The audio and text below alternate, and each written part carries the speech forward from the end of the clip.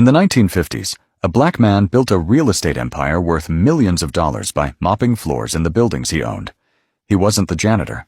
He was the owner.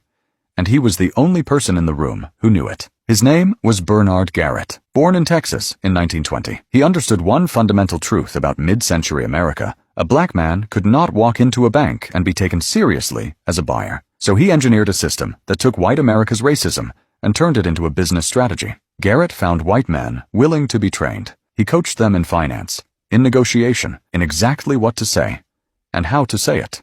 These men became his faces, the visible representatives of deals Garrett structured, funded, and controlled entirely. While his face sat across from bankers presenting the deal Garrett had built, Garrett and his partner Joe Morris were in the room as the janitor and the chauffeur, watching, listening, correcting course in real time through whispered instructions during commutes to and from meetings.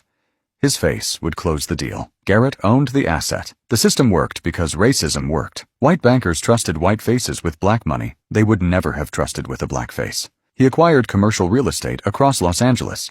He acquired banks. Then he set his target on the Bankers Building in Los Angeles, the building where most of LA's major banks had their headquarters.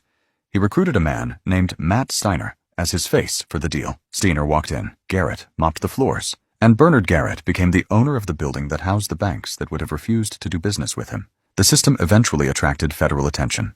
Garrett and Morris were investigated and convicted in 1966 for bank fraud, a conviction that remains contested because the deals themselves were legitimate. What was illegal was the method, not the money, not the business. The deception of using white faces in a country that forced him to use white faces. Bernard Garrett built a financial empire using the rules America wrote. America then prosecuted him for following them.